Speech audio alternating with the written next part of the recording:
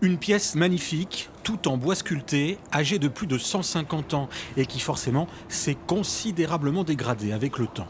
J'ai été obligé d'enlever la roue l'année dernière, car la roue qui est avec des ailes, car elle allait tomber. Et on voit bien sur les côtés, au niveau des chapeaux, qu'il y a beaucoup de prises d'eau. Donc il y a vraiment urgence à ce qu'elle soit rénovée. Oui.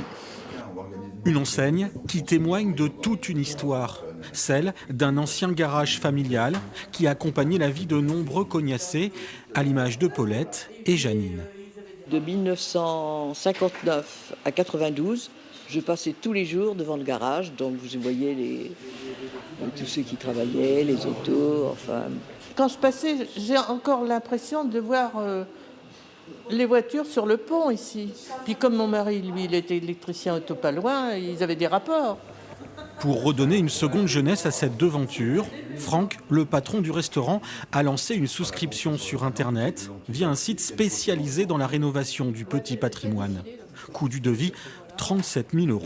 Nous, on peut participer à la hauteur de 5 000 €, donc il reste 32 000 € à financer. Un patrimoine local, rare, qui fait partie intégrante de la ville et qu'il faut protéger et faire connaître.